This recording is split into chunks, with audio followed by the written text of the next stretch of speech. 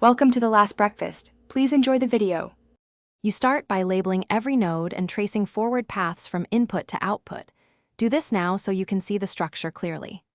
Once labeled, write down each forward path and multiply branch gains to get path gains. This gives you the numerator contributors. At the same time, identify individual feedback loops and compute each loop gain.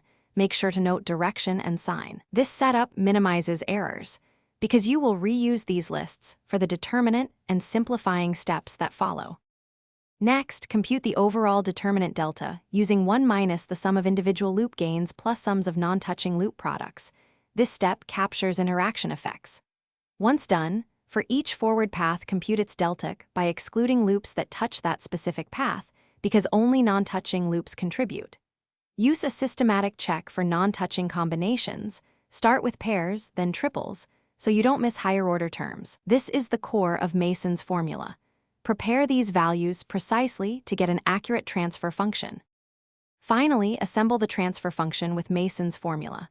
Sum each forward path gain times its delta, then divide by the overall delta. Simplify the algebra to a neat numerator and denominator. Once complete, verify by checking units, signal sign, and limit behavior as s tends to 0 and infinity to catch gross errors. If results differ from expectations, troubleshoot. Re-examine which loops touch which paths, recompute path gains, and scan algebraic simplification for sign or Thanks for watching. If this was helpful, leave a like and consider subscribing. See you next time.